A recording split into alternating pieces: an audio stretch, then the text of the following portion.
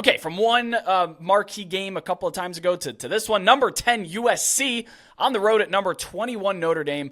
The Fighting Irish are 2.5-point home favorites in this game, carries an over-under of 62.5, almost doubling up our previous game that we just talked about.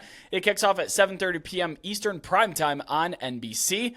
It's forecasted to be pretty breezy, maybe some potential rain. I do think that does help out Notre Dame just a little bit.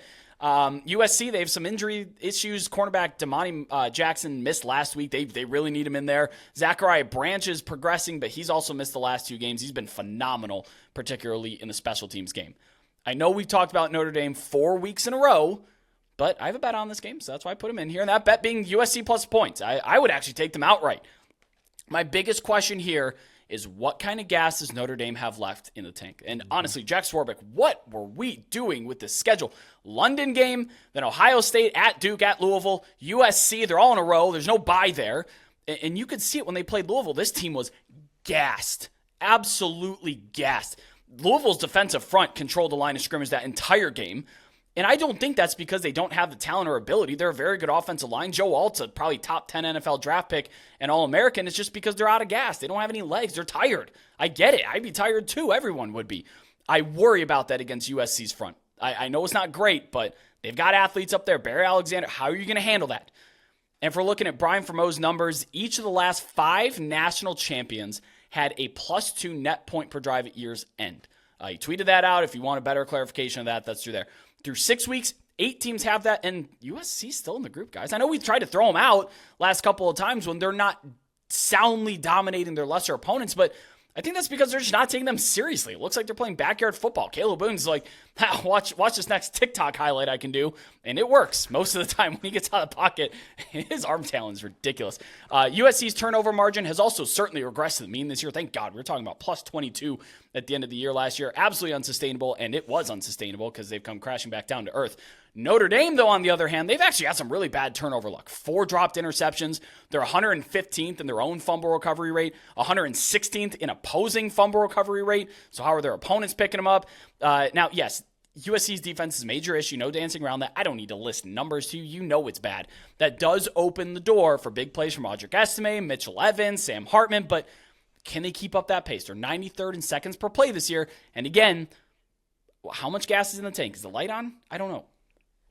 Yeah, Brett, what a difference a week makes. Less than 7 days ago, Notre Dame, USC, both AP top 10 teams on a collision course in South Bend. Then the Irish get run off the field in the second half at Louisville. USC needs 3 overtimes to beat a middling Arizona team in the Coliseum.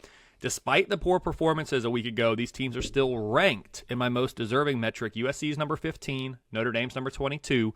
And with a watchability score of 9.4, this is still the second best game of the week for me. So it's lost some luster based on their performances last week, but it's still a really, really big-time game. I'm excited for it. Right off the top, you touched on it too, Brett, and I think it is the story. We need to mention that this is the 8th game in 8 weeks for Notre Dame. It included that trip to Ireland. The Irish are coming off consecutive road trips. I said London, Ireland. My fault. Either way, Dublin, London, it doesn't matter. They were over the pond, across the pond. They're playing in Europe. That's a tough way to start the year, and you haven't had a bye, as you said. 8 games in 8 weeks. 2 most recent, you were on the road in both of them. You were down at Duke and Louisville. I know Louisville's not far, but still, you're away from home. It's just a brutal schedule to this point. Notre Dame's been power rated between number 10 and number 13 for me all year. Currently at number 13, the Irish have fallen to number 17 offense and number 12 defense. My numbers favor the Irish in every remaining regular season game, though, and it's a 23% chance that Notre Dame finishes the regular season at 10-2. With their CFP hopes all but gone at this point, what better way to pull themselves back up, Brett, than by dealing a huge blow to the playoff chances of one of your chief rivals? For those that have seen Breaking Bad, there's a gif of Jesse just like screaming kind of up into the air, really at no one in particular. He can't keep getting away with it, talking about Walter White. This is exactly how I've felt when I've watched USC almost every single week for the past 2 years. Like, from the turnover luck in 22, you mentioned that's corrected itself, to the close calls already this year against subpar competition. You say, hey, they're not interested. I get it.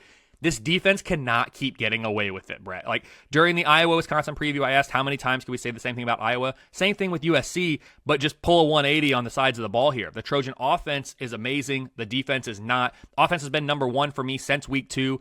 They topped out at number 4 overall in the power ratings going into week 4, but the Trojans have now fallen to a season low number 14.